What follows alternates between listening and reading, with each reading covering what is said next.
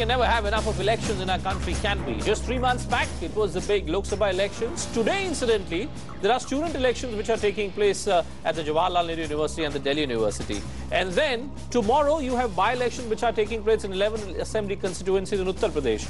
And today, the Election Commission has also announced the schedule for elections to be taking place in Maharashtra and Haryana. The Election Commission has announced the election schedule for these two poll-bound states. The date, the critical date, 15th of October when the voting will take place, and then the all-important date, that Sunday, Super Sunday, is going to be 19th of October when the counting will take place. In a few moments from now, we'll have politicians joining us on the panel as well as we try and understand what really is at stake with this latest round of assembly elections. Lots of other stories also part of our headlines packed at this hour. Let me run you through them. A South African judge has found Oscar Pistorius guilty of culpable homicide. He faces a maximum sentence of 15 years. Sentencing to be announced on the 13th of October. The Blade Runner was held not guilty of the premeditated murder of his girlfriend. A Delhi court wraps the CBI over closure in the report in the Birla Hindarco coal block allocation case. Summons the investigating officer with the case diary. A political storm over former CAG Vinod Rai's soon-to-be-released book, in which he accused former Prime Minister Manmohan Singh of looking the other way during the scams. But right at the top of this bulletin, let me just run you through the details of that Election Commission announcement for the election schedule in Haryana and Maharashtra. The critical dates, voting to take place in both states, single phase, that's 15th of October. Counting also for both states to take place 4 days later on the 19th of October. This, of course, is going to be the first big election after BJP's dramatic win in the 2014 Lok Sabha elections. Lots of critical factors that we have to look at closely. In Maharashtra, for instance, the Congress-NCP combined is facing an uphill task of winning power for a third consecutive time, but they face a resurgence. Sena-BJP combined. Acid test for Maharashtra Chief Minister Prithviraj Chavan, who's facing dissent within his party and also is struggling to maintain the equation going with the NCP. In Haryana, in the other key state, the BJP has split with Kuldeep Bishnoi and would rather go alone. Big challenge for Haryana Chief Minister Bhupinder Singh Hooda. Rebels like Rao Inderjeet Singh, Chaudhary Birinder Singh, all have left the Congress to join the BJP. And joining me at the moment, politicians, journalists and our reporters, all of whom have been very excited looking at that Election Commission announcement. Sudhanshu Mittal representing the BJP joining us, Anant Gadgil representing the Congress, and my colleagues Pallavi Ghosh is there at the Congress headquarters. Sumit Pandey will be there at the BJP headquarters. Journalists Ashok Malik and R. Jagannathan also with us on this program. But let me just kick it off with the politicians. Let me just get the initial reactions from you. Sudhanshu, I know that it's become kind of cliched now to ask this question to politicians in terms of where do you rate yourself immediately after the polling schedule has been announced. But let me flip it around and let me ask you that do you really believe that the kind of momentum you had going for yourself in the 2014 elections where you promised Achhe Din, on the basis of what has happened in these last 100 days, do you believe that you can evolve an entire campaign only and only on the basis of this 100-day work? See, evolving a Lok Sabha campaign is certainly different than evolving the campaign for the Vidhan Sabhas. Like Maharashtra certainly is going to have a local flavor, and so is going to be the case in Haryana. You were just talking about too many elections and democracy. As they say, elections are the festival of democracy. If this nation can have so many festivals, let democracy also have some more festivals. I can see you're enjoying. I can see you're enjoying, Mr. Mittal. You know, all of us sometimes get tired also. Absolutely. But what is critical is we have the advantage of these two states facing anti-incumbency against the Congress governments. Maharashtra has had a long stint of NCP Congress government, and there is complete disgust in people with the way they have governed the state, and so is the case with Haryana. This coupled with the hope factor which BJP has been able to generate is certainly the winning formula for BJP right now. And you will see a broader smile on my face on the 19th of October. Okay, I can assure you 23rd of October is the day of Deepavali. I was wondering whether you'll say that you'll be the happiest on Diwali, but maybe who knows? You know, you could be celebrating Diwali a lot earlier, Mr. Mittal. But let me get Anant Gadgil in, sir. Mr. Gadgil, you heard Sudhanshu Mittal thing. On 19th itself. On the 19th itself. Okay, but Anant Gadgil, you know, the fact is that if you were to just look at Lok Sabha elections, and I'm not here trying to draw a comparison with what had happened in Lok Sabha elections in terms of trying to extrapolate those results at the assembly level, I'm most certainly not doing that. But my limited point to you, sir, is this: that there was a certain momentum which decisively shifted away from the Congress party. In these last 100 days, we haven't seen any serious attempt being made by the Congress to arrest that slide. Do you believe you are in a position in which you can give a strong fight to the BJP Sena combined in Maharashtra? Absolutely. In the first place, I don't know whether BJP will have, and my friend Mr. Mittal will have a Chedin, but we are certainly going to have a happy Diwali. Now this issue of anti-incumbency in Maharashtra will be overcome by the work we have done in the last 15 years and moreover for the last 5 years. I'll just give you an example. People in Mumbai are really appreciating the work done by our government with a lot of flyovers and a lot of, even in the health sector, the Rajiv Gandhi health scheme has gone a real hit, helping the poor man. So there are various schemes we have worked out and people are happy. So I don't see any major problem in that. Secondly, Maharashtra, only once had 1905 to 99, there was a non-Congress government. People have burned their fingers and people have realized that was a mistake. I don't think the people of Maharashtra will repeat that mistake again. But don't you think? Third thing, related to your question about 100, about 100 days. You see, what has BJP done in the last, we had already decided we are not going to criticize them right from day one. We'll give them some time. Okay. But what have they done in 100 days? Like I have in Maharashtra, in my press conference, I am touring Maharashtra and I have raised 21 issues against BJP. Not a single BJP leader has come out and responded to them. There are 21 issues which I have raised. Mr. Gadgil, you may have raised those 21 issues. I could raise 101 issues against the Congress party, but let me raise a fundamental issue against the Congress, which is that you seem to be struggling, sir, as far as rebellion is concerned within Maharashtra. And I don't want to start now listing out the number of scams, from the Adarsh scam to the irrigation scam to all kinds of scams which have happened in your tenure, where you have been forced to replace chief ministers practically once every 2 years. Are you really telling me that you have a grip on the situation in Maharashtra, sir? I'm just trying to understand whether you are fighting this battle with your back to the wall. See, there is no rebellion. This chief minister has already completed a span of 3.5 years. So the question of changing chief minister doesn't arise. Already has completed 3.5 years. No, I was saying that you've changed chief ministers in the past. That's my point. Yet the ruling. But now I'm saying that 3.5 years, nothing has happened. The chief minister is the same. He's got a clean image. People have appreciated. If you see, I mean, we don't normally debate or reply on the surveys, but more or less most of the television channels that have carried surveys have also indicated that the chief minister of Maharashtra stands a better chance. Do you believe, the question doesn't arise. Mr. Gadgil, then if I was to agree with your hypothesis that you're giving me, would you then be willing to concede that the real problem for the Congress across the country, frankly, is this, that even if you have a strong leadership in the state, and you are trying to tell me that Prithviraj Chauhan is a strong leader in Maharashtra, it may be contentious, but that's your argument. Would I then be correct to say, sir, that your real problem is at the center?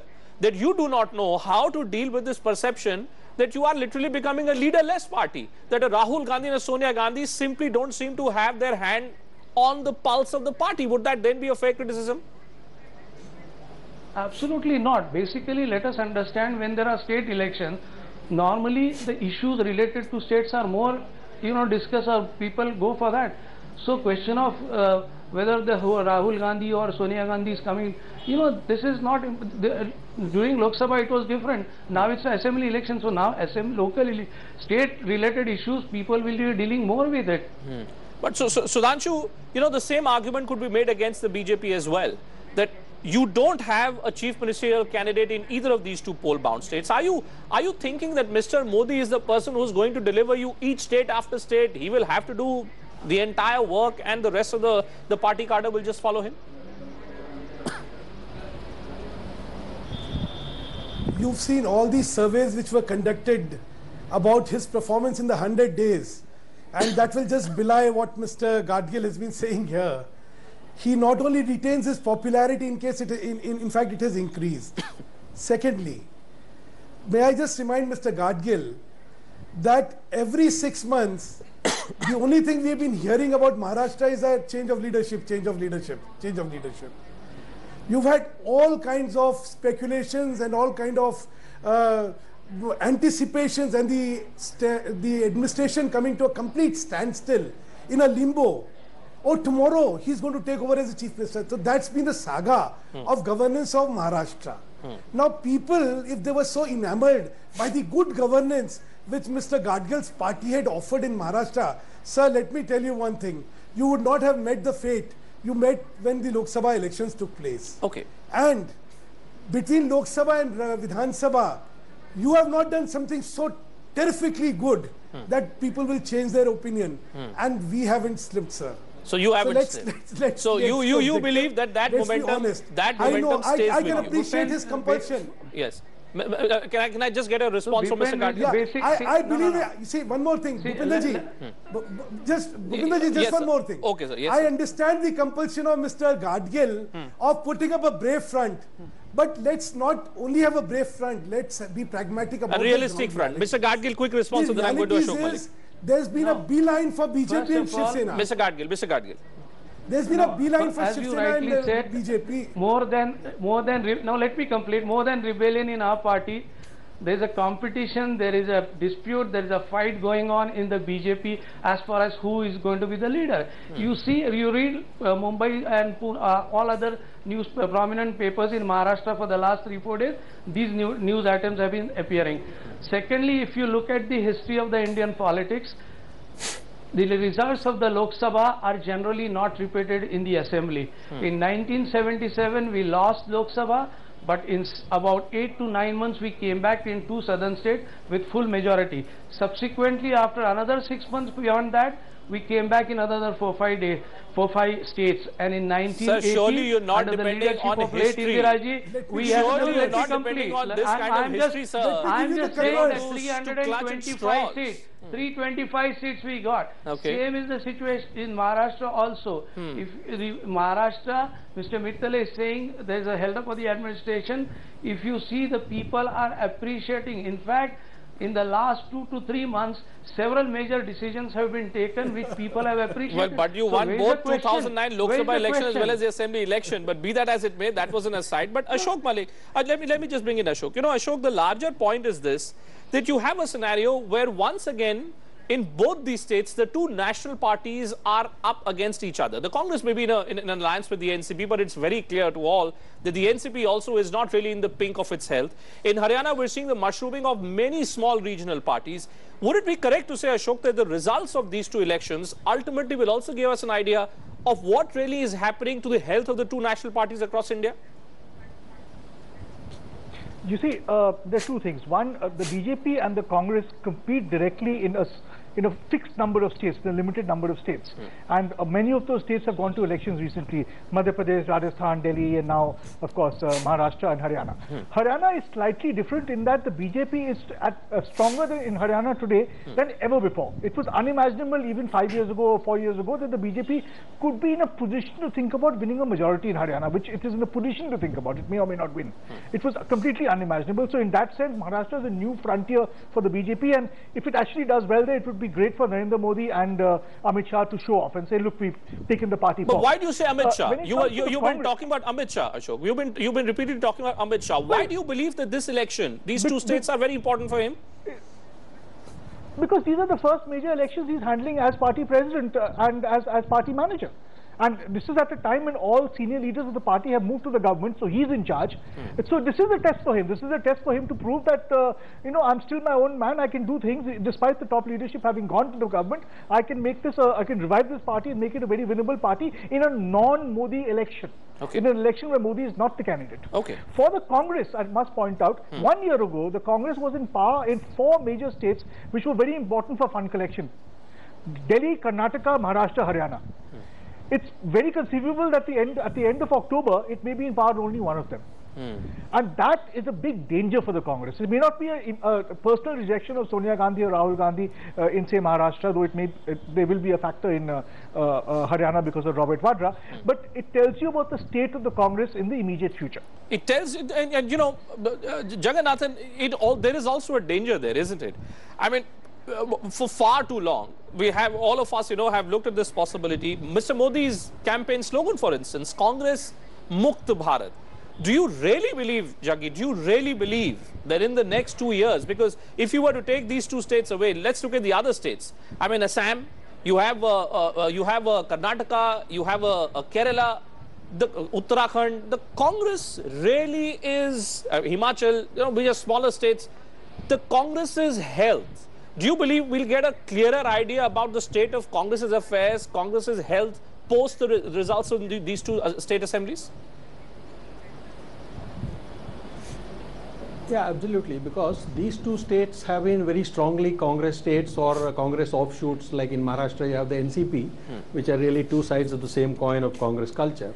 So I would say that, and in Haryana, I think the only oscillation has been between Congress and a regional party like INLD, but this time a third national party is coming. If the BJP manages to consolidate in Haryana and manage to make it everybody else versus it, and the split happens in the other side, then Congress has a real worry. In Maharashtra, the BJP and the Sena, the problems are more internal. That is, if they don't get into a big scrap over seat sharing and the CM issue, actually this is their elections to lose. So the Congress has a serious dent to the base will happen if both these states are lost by the Congress, and as seems likely at this point of time. And what about, you're there in Mumbai. What about this equation between the BJP and the Shiv Sena?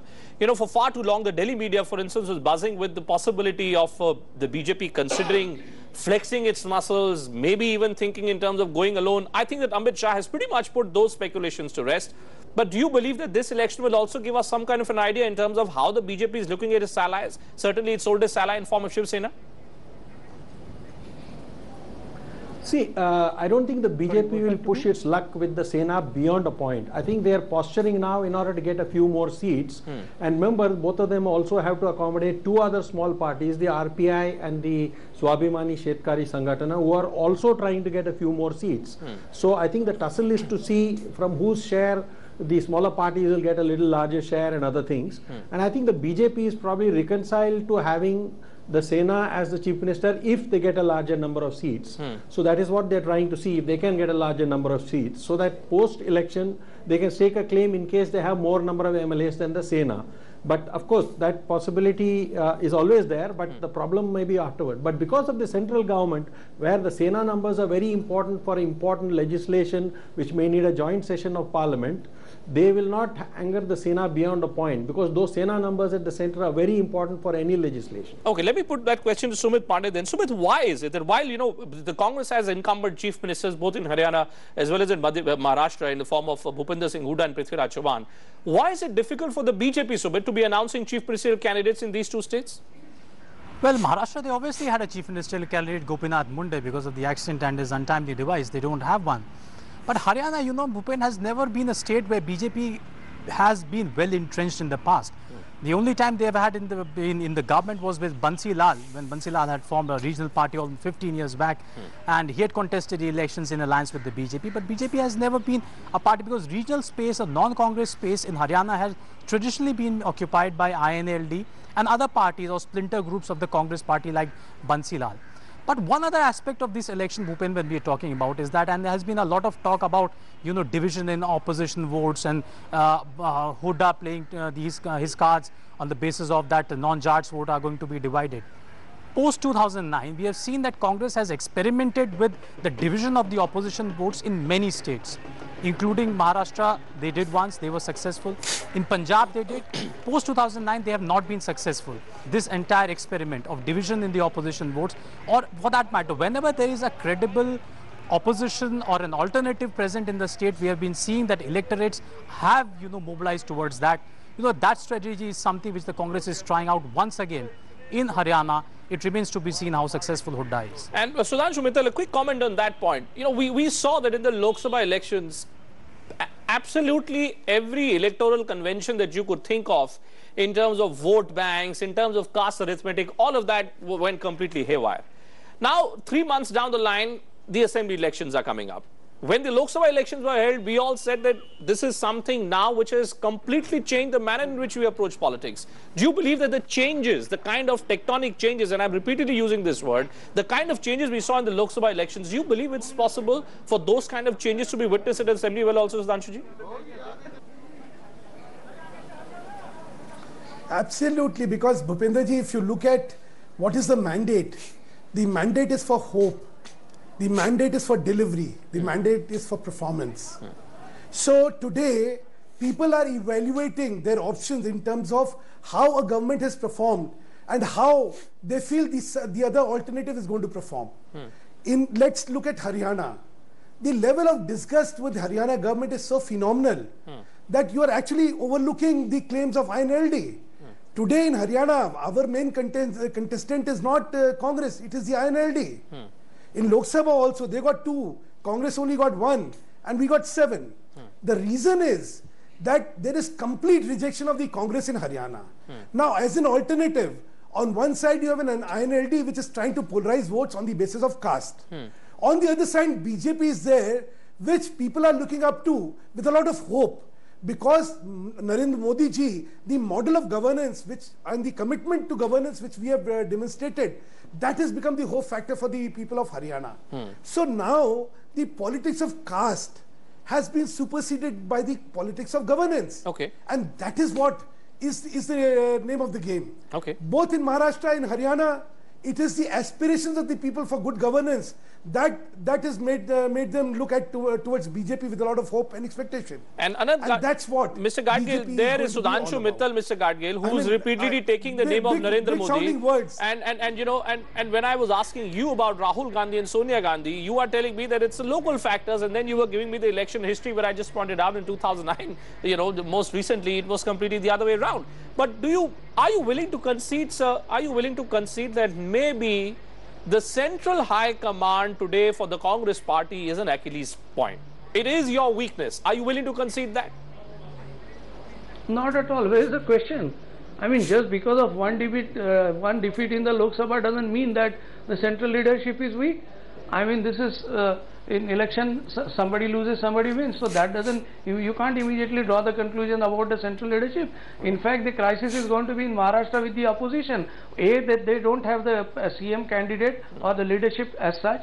B, their local partners. Now today only there's a news item from RPI, Mr. Athawale of RPI, he is raising issues that he wants more number of seats. Okay. Another party of they are raising issues. So actually BJP and Sena are embroiled in their own internal affairs and disgruntlement rather than looking at the Congress. We are in a more comfortable position. So you believe you're in a comfortable position. The BJP believes that Mr. Mittal is raising his hand. Quick final point, Sudhanshu, because then I'm wrapping up. Bhupender, can I say something? Yes, quickly, sir.